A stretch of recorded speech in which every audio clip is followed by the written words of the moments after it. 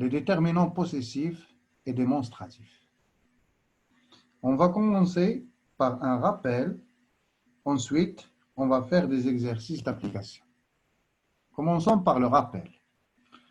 Alors, les déterminants possessifs indiquent à qui appartient la chose ou la personne dont on parle. Mon, ma, mes, notre, nos, ton, ta, tes, votre, vos, son, sa, c'est, leur. Alors, ce sont des déterminants possessifs parce qu'ils indiquent à qui ou bien à quelque chose appartient cette chose. Par exemple, c'est mon crayon. Si c'est féminin, c'est ma règle. Si c'est pluriel, ce sont mes affaires. Et ainsi de suite. Les déterminants démonstratifs désignent ce que l'on montre. Ce, cette et ci. Alors ça, c'est le rappel pour les déterminants possessifs et les déterminants démonstratifs. Passons à l'application. Commençons par l'exercice 1. Souligne en vert les déterminants possessifs et en bleu les noms, parce que les déterminants accompagnent toujours un nom. Il a laissé son manteau dans la cour. Alors, son, c'est le déterminant. Manteau, c'est le nom. Pourquoi nous avons utilisé son? Parce que mon manteau est un nom masculin singulier. Son manteau, mon manteau, ton manteau. Alors, vous allez faire la même chose pour les autres phrases. Vous allez lire doucement et tranquillement les phrases et trouver le déterminant possessif, le souligner en vert et le nom et le souligner en bleu. Passons à l'exercice suivant.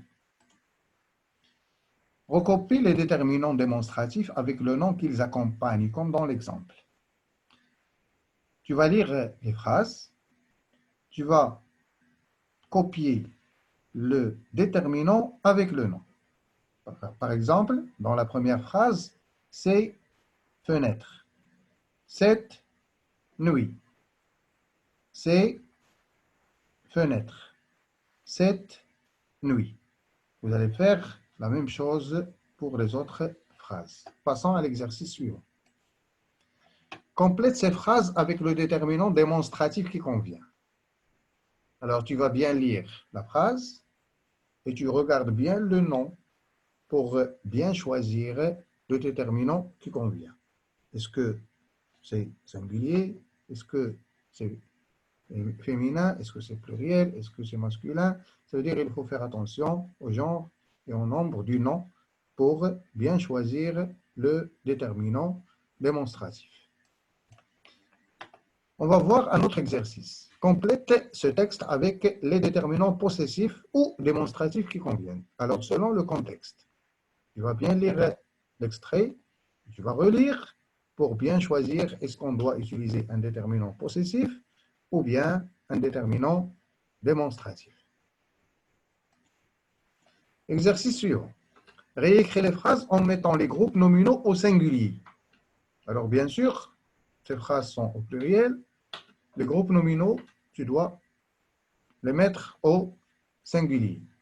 Par exemple, ferme vite ces portes pour éviter les courants d'air.